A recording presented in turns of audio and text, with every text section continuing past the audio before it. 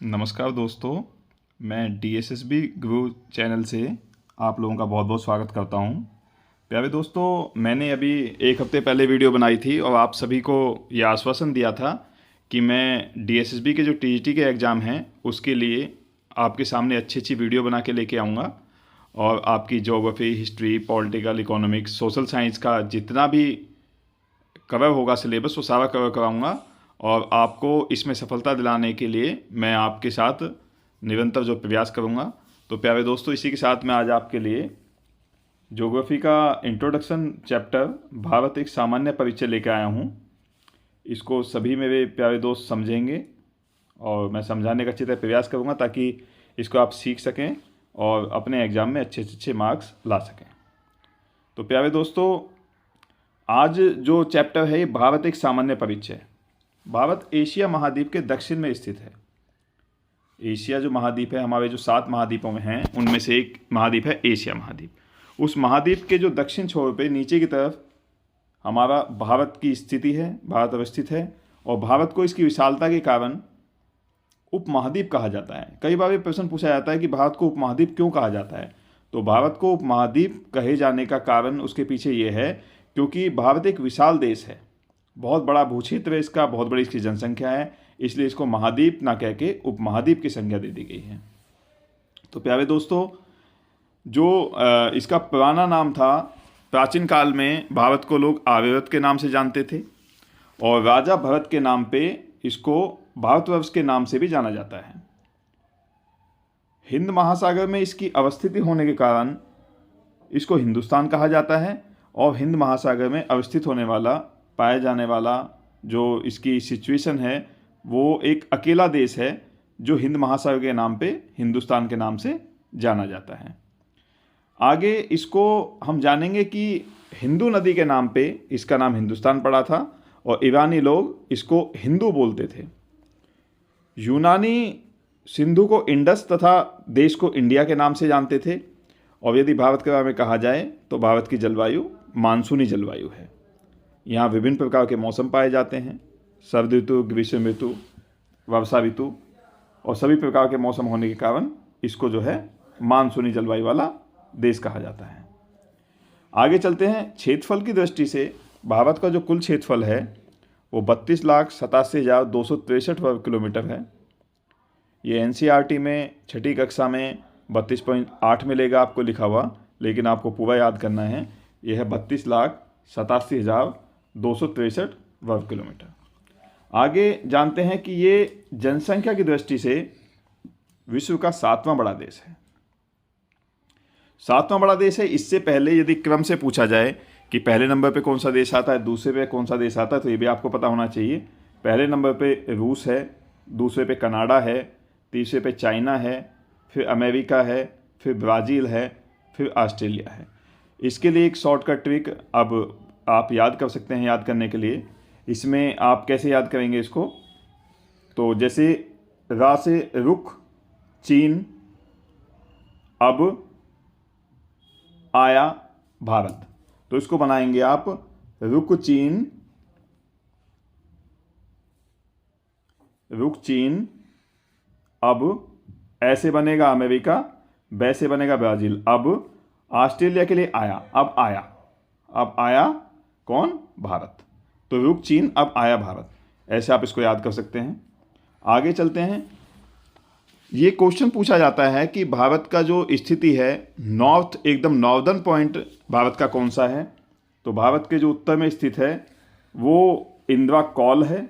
Indira call एक point है जो कि जम्मू कश्मीर में स्थित है। और साउथ में देखा जाए तो इंदिरा पॉइंट है जो कि ग्रेट निकोबार में स्थित है। और यदि हम ईस्ट की तरफ जाएं तो ईस्ट में जो अरुणाचल प्रदेश हमारा राज्य है उसके अंदर किबुतु पॉइंट है जो इसका बिल्कुल एकदम पूर्वी बिंदु है। और यदि हम वेस्ट में जाएं तो वेस्ट में गौर माता गुजरात के अंदर स्थित है। ये चारों ही क्वेश्चन परीक्षा की दृष्टि से बहुत ही महत्वपूर्ण हैं, आपको ये याद रखने हैं। अच्छा, आगे चलते हैं। ये बात हुई इंदिरा पॉइंट जो कि अब जलमग्न हो चुका है। 2004 में सुनामी आई थी, सुनामी में ये पॉइंट जो है जलमग्न हो गया है। लेकिन मुख्य भूमि की दृष्टि से देखा जाए, यदि ये पूछा जाए कि दक्षिणतम बिंदु मुख्य भूमि की दृष्टि से कौन सा है, तो मुख्य भूमि के लिए दक्षिणतम सीमा हमारी कन्याकुमारी मानी जाती है, जो कि तमिलनाडु के नज़दीक है। तो प्यारे दोस्तों आगे चलते हैं। हमारे जो पड़ोसी देश हैं उनके साथ हम जो सीमा साझा करते हैं, तो ये पूछा जाता है कि सबसे ज़्यादा हमारे देश की सीमा किस पड़ोसी देश से लगती है। तो सबसे ज़्यादा हमारे जिस देश से हम अपनी सीमा साझा करते हैं तो वो देश है हमारा बांग्लादेश। वो देश है हमारा नज़दीकी बांग्लादेश। बांग्लादेश के साथ हम 4096.7 किलोमीटर की सीमा साझा करते हैं। उसके बाद दूसरे नंबर पर चाइना आता है, फिर इसी तरीके से पाक है, आगे नेपाल है, फिर म्यांमार है, फिर भूटान है, फिर अफ़गानिस्तान है। मतलब अफ़गानिस्तान एक ऐसा देश है जिसके साथ हम अपनी बहुत ही कम सीमा साझा करते हैं। और कई बार हम नक्शे को देखते हैं, मैप को देखते हैं, तो ये विचार आता है कि शायद अफ़गानिस्तान के साथ हम कोई सीमा साझा नहीं करते, क्योंकि इंडिया के बाद यहाँ पाकिस्तान आ जाता है, पाकिस्तान के बाद जो है फिर यहाँ अफ़गानिस्तान देखने को मिलता है। तो हम इंडिया के संदर्भ में देखते हैं कि इंडिया से अफ़गानिस्तान बहुत दूर है, तो शायद हम सीमा इसके साथ साझा नहीं करते हैं, लेकिन अफ़गानिस्तान के साथ हम 106 किलोमीटर की सीमा साझा करते हैं। तो इसको प्यारे दोस्तों आपने देखा है कि शॉर्टकट ट्रिक से ऐसे भी याद कर सकते हैं, क्रम से देखा जाए तो जैसे बचपन में MBA, तो BCPN इसको बचपन याद रखेंगे, और MBA मतलब बचपन में MBA कर लिया किसी बच्चे ने, तो इसका क्रम रहेगा घटते क्रम में सीमा साझा करने वाले देशों के संदर्भ में। तो प्यारे दोस्तों आगे चलते हैं। भारत के 5 बड़े राज्य, क्षेत्रफल की दृष्टि से जो सबसे बड़े राज्य हैं उसमें भी आपको 5 राज्य कम से कम याद होने चाहिए। इनका सीक्वेंस कई बार पूछ लेता है, ऑप्शन दे देता है, तो आपको जो है ध्यान रखना है कि कैसे करना है। तो सबसे ज़्यादा सबसे बड़े क्षेत्रफल की दृष्टि से जो सबसे बड़ा राज्य है वो राजस्थान है, उसके बाद मध्य प्रदेश है, उसके बाद महाराष्ट्र है, उसके बाद आंध्र प्रदेश है, और फिर 5वें नंबर पर जो उत्तर प्रदेश है, जिसको हम उत्तम प्रदेश भी कहते हैं। तो सबसे बड़ा क्षेत्रफल की दृष्टि से राज्य राजस्थान है, लेकिन जनसंख्या की दृष्टि से देखा जाए तो उत्तर प्रदेश सबसे बड़ा राज्य है। आगे चलते हैं दोस्तों। भारत की समुद्री सीमा के बारे में कुछ रोचक तथ्य हैं, कुछ महत्वपूर्ण तथ्य हैं जिनको आप सभी जानते भी होंगे, लेकिन नहीं जानते हैं तो मैं आपको बता देता हूं कि भारत की जो समुद्री सीमा के बारे में जो तथ्य हैं वो मैं आपको बताता हूं। जैसे ये हमारा स्थल है जो लेफ्ट में आपको दिखाई दे रहा है, ये स्थल सीमा है, मतलब भारत की स्थलीय सीमा। जो भारत की स्थलीय सीमा है ये मैंने आपको यहाँ सीधा करके दिखा दिया, लेकिन टूटी फूटी इस तरीके से मिलती है, क्योंकि भारत एकदम जब आप नक्शे में देखेंगे तो सीधा तो है नहीं उसकी किनारी कोई भी, लेकिन एकदम टेढ़ी टेढ़ी ऐसी किनारी है जो कि जिगजैग फॉर्म में बनी हुई है। तो यहाँ से लेके और आगे जो हम जीरो तक जाएं, इसका जो टेढ़ा मेढ़ा एरिया है इसको कवर करते हुए जाएं, तो यदि हम इसको एक ऐसी सीधा ही रेखा दे दें, इसके जो दंतुवित आकार है इसको एक ऐसी सीधी रेखा दे दें, तो उस रेखा को मैंने ये वाला रेखा मान लिया है। ये इसके जो कटे फटे क्षेत्र के अंदर देखा जाए तो ये जीरो माना गया है इसको। इस जीरो से आगे ये वाली जो इस रेखा की बात कर रहा हूँ मैं, इस रेखा को यहाँ होना चाहिए था ये टेढ़े मेढ़े क्षेत्र के साथ, तो ये 0 डिग्री है, जीरो मानते हैं, डिग्री नहीं जीरो मानते हैं। इस जीरो से जब हम आगे बढ़ेंगे, इस जीरो से हम आगे बढ़ेंगे तो यहाँ से लेके और यहाँ तक ये जो एरिया है जीरो से लेके 12 तक, जीरो से 12 क्या है, ये समुद्री मील है। मैंने देखो यहाँ बताया हुआ है आपको कि एक समुद्री मील किसके बराबर होता है, 1.8 मील के। मतलब धरातल पे जो 1.8 मील है उसको हम एक समुद्री मील कहते हैं। तो जीरो से लेके और 12 तक का जो समुद्री मील है उसको, उस क्षेत्र को क्या बोला जाता है, उसको समुद्री सीमा या क्षेत्रीय सागर या समुद्री मील कहा जाएगा।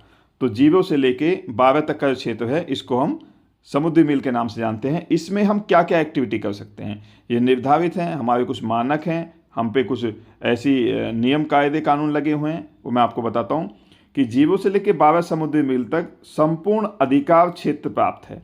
संपूर्ण अधिकार क्षेत्र का मतलब होता है कि इसके अंदर जितने भी कार्य कर सकते हैं उस सब पे हमारा अपना अधिकार होगा। इसके बाद जब हम 12 से 24 तक जाते हैं तो इस क्षेत्र को बोला जाता है संलग्न क्षेत्र या अविच्छिन्न मंडल। इस मंडल में 12 से लेकर 24 समुद्री मील तक हम क्या क्या गतिविधि कर सकते हैं कि हम यहाँ से सीमा शुल्क पे हमारा संपूर्ण अधिकार होगा, यहाँ की साफ सफाई हमारे जिम्मे होगी, और यहाँ का जितना भी वित्तीय अधिकार होगा वो हमारे क्षेत्र अधिकार में आएगा। जब हम 24 से लेकर और 200 समुद्री मील तक जाते हैं, 24 से 200 समुद्री मील तक जाते हैं, तो इसको हम विशिष्ट या अनन्य आर्थिक क्षेत्र बोलते हैं। विशिष्ट अनन्य आर्थिक क्षेत्र में क्या क्या चीज़ें शामिल हैं कि इसके जितने भी प्राकृतिक संसाधन हैं उसका विदोहन हम कर सकते हैं, नए नए वैज्ञानिक अनुसंधान हम कर सकते हैं, और यहाँ नए द्वीपों का निर्माण भी हम कर सकते हैं। 200 समुद्री मील से आगे यदि हम अपनी स्थलीय सीमा से और 200 समुद्री मूल तक जाते हैं, मैं आपको दिखाता हूँ, देखो यहाँ से, यदि ये जो हमारी स्थलीय सीमा थी, स्थलीय सीमा से और हम 200 समुद्री मूल से आगे जितना भी जाते हैं, वहाँ जाने पर हमें क्या होगा कि उच्च सागर, इसको उच्च सागर के नाम से जाना जाएगा, और उच्च सागर के अंतर्गत अपने क्षेत्र से 200 मील दूर जाने के बाद इस पे सभी राष्ट्रों को समान अधिकार होंगे। मतलब आसपास के जितने भी देश हैं, जितना उनको अधिकार होगा उतना ही हमको यहाँ पे अधिकार होगा। तो हमारा जो क्षेत्र है वो स्थल से लेके 200 समुद्र मील तक ही है, जहाँ पे हम अपनी गतिविधियाँ को संपूर्ण कर सकते हैं। उसके बाद सभी के लिए एक समान अधिकार सभी को प्राप्त है। तो आगे चलते हैं दोस्तों। अब ये जानते हैं कि भारत की समुद्री सीमा से लगने वाले देश कौन से हैं, वो भी दिशा सहित, क्योंकि कई बार पूछा जाता है कि अफगानिस्तान कौन सी दिशा में है, कई बार पूछा जाता है कि भूटान हमारे देश से कौन सी दिशा में पड़ता है, या फिर पूछा जाएगा कि ईस्ट में कौन से देश पड़ते हैं। तो इसको जानते हैं। तो प्यारे दोस्तों, आप नॉर्थ साउथ सभी ने देखा होगा कि ये जो हम यदि दिशा सूचक यंत्र से देखेंगे तो नॉर्थ ऊपर होता है, साउथ नीचे होता है, ईस्ट हमारे राइट में होता है और वेस्ट जो है लेफ्ट में होता है। तो इसमें देखेंगे सबसे नॉर्थ में पड़ने वाले, उत्तर दिशा में पड़ने वाले 2 देश हैं हमारे, एक चीन और एक नेपाल। यदि साउथ में देखें तो हमारे पास नीचे हिंद महासागर है, इधर कोई हमारा देश अवस्थित नहीं है, हालांकि श्रीलंका को कह सकते हैं, तो वो भी हम ध्यान में रखेंगे। नॉर्थ ईस्ट में पड़ने वाला देश है हमारे पास भूटान, और ईस्ट में पड़ने वाले 2 देश हैं हमारे पास, बांग्लादेश और म्यांमार। नॉर्थ ईस्ट में एकमात्र देश पड़ता है अफगानिस्तान, जो हमारी स्थलीय सीमा से लगने वाले देश हैं उसकी बात कर रहे हैं। आगे तो बहुत सारे देश मिल जाएंगे, लेकिन जो स्थलीय सीमा से टच देश हैं उसकी बात कर रहे हैं। और लेफ्ट में हमारा पड़ेगा पाकिस्तान। तो ये भी आपको ध्यान रखना है।